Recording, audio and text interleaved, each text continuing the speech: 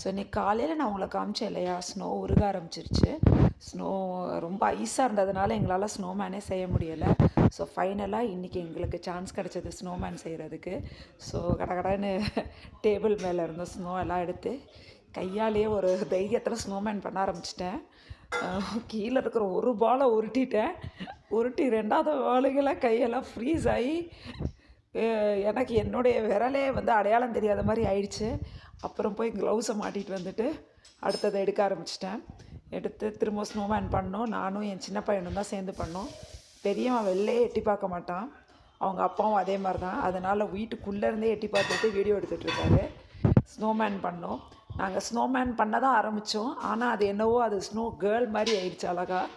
சரி, நம்ம வீட்டில் தான் பொண்ணே இல்லையே, நம்ம கேர்ளே பண்ணிடலான்னு சொல்லி அதுக்கு மாதிரி ஃப்ராக் மாதிரி பண்ணி அழகாக அதை ஸ்னோ கேர்ள் ஆக்கிட்டோம்.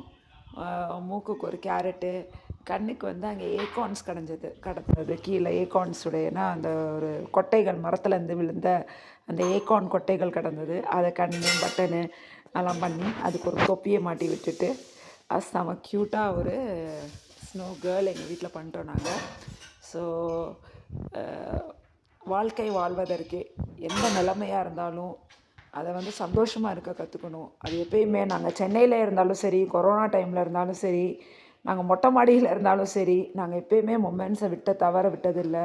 மெமரிஸ் க்ரியேட் பண்ணதை மறந்ததில்லை. ஸோ எந்த சுச்சுவேஷனாக இருந்தாலும் உங்கள் வாழ்க்கையில் கண்டிப்பாக அதை என்ஜாய் பண்ணுங்கள். ஃபேமிலியோட மொமெண்ட்ஸ் க்ரியேட் பண்ணுங்கள். அதுக்கு இந்த இடத்துல தான் இருக்கணும், அந்த இடத்துல தான் இருக்கணும் இல்லை, எங்கேனாலும் மொமெண்ட்ஸ் க்ரியேட் பண்ணலாம்.